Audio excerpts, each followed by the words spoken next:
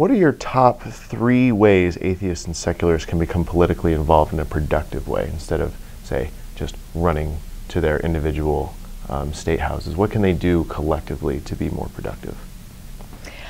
Well, I would highly recommend that they get involved in their state chapters. There's the Secular Coalition for each state.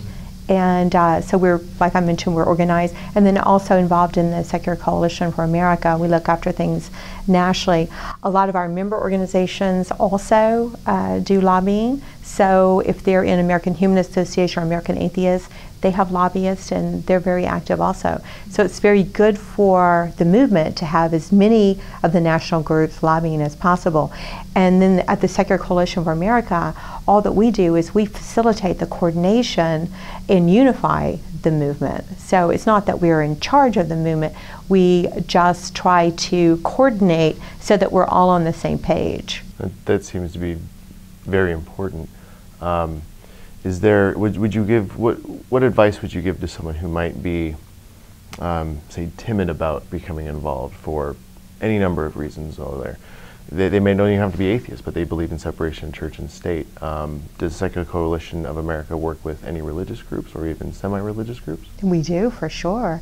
Yes, we're looking for allies and friends everywhere possible at the state level and also at the national level. So the national level, we're operating in more than 10 mega coalitions. Many of them include Americans United and Catholics for Choice, for example, as an example of a religious group that we align with on certain issues that fit within their mission statement. And we're coming out with the first ever secular model policy guide for legislatures, and we're looking for allies and friends to sign on to different sections, whether they agree with us on science education or they agree with us on abortion issues. And so that will be very powerful. That's coming out in September. It'll be good for the state level and for the federal level, and we'll cover all the policy issues that secular people and non-theists care about. That is wonderful news. Yes. Having a guidebook for some of them might be a good idea. Yes.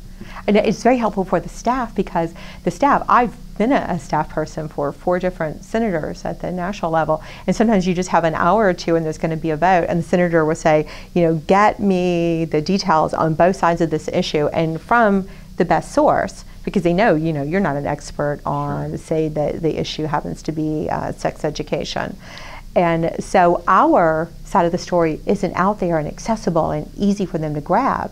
So we're going to drop off copies at every office. We're going to have it electronic, very searchable on each topic, and they just cut and paste.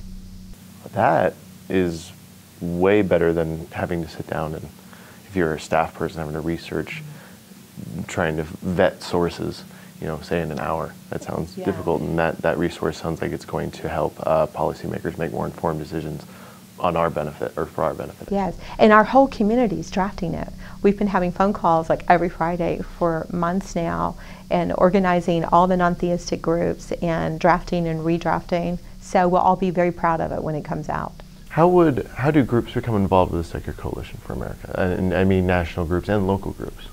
Well, there are several different ways, and I've got new information that most people don't even know yet, because it just happened on June the 28th. Our board voted to change the membership structure so that we can expand rapidly. So we're going to be out recruiting new voting members left and right, and we're looking for associate members, and then we also have endorsing members, and we already have the endorsing members. We have about 124 now. Last May we had 34, so we've picked up almost 100 in 12 months. And then we have the allies, which are the friends. But we're going to be looking for any and all non-theist groups to be associate members, and then to, you know, try to graduate them up to actual voting members. So it's going to be a big, broad coalition. At the moment, we only have 11 members. So stay tuned. Hopefully this time next year we'll be sitting here and we'll have 111. That would be absolutely wonderful. I love that. I can't tell you how much I appreciate the work that Secular Coalition does, because if it wasn't for them, atheists wouldn't have a political voice, honestly. And we had to change our bylaws because the way we were set up, a new member organization came in, they got a seat on the board. And so if we had 111 member organizations, we would have a board of 111 people, and that would be impossible to run a group like that. So we had to restructure with a smaller, independent administrative type board. Sure. Well, yeah. I mean, I'm assuming you would take suggestions and so forth from the 111 groups if you had them, but an executive board would sort out kind of the details. Yeah. So, but the members will be able to vote on policy issues, and they vote on the board. So, do you think public protests are effective, and if so, how or to what degree? I think they can be effective. They're a nice tool to have in the arsenal, along with a lot of other things that we can do. Like, for example, the Secular Coalition for America. With other groups, we had a protest at the Bangladesh embassy in April concerning the treatment of atheists in Bangladesh that were coming out on Facebook. But we're also trying to get a meeting with the ambassador. And Reason Rally was another good example, you know, just to kind of let everyone know that we're there and that we're not going away. And I think that helped. The Reason Rally helped a lot because we also had a lobby day connected with the Reason Rally. And our lobby day that we had this year, a number of folks who weren't willing to come and speak at the Reason Rally actually came and spoke at our policy conference. Like we had a congressman and a senator to come in person and speak. That is absolutely wonderful. Yeah. I guess the protests and what you're saying is, at least as far as the Reason Rally went, it was a show of force, show of numbers. You can't ignore this many people kind of thing. Is that kind of what you're getting? Awesome. Yes. Well, and I like to use it along with every other strategy.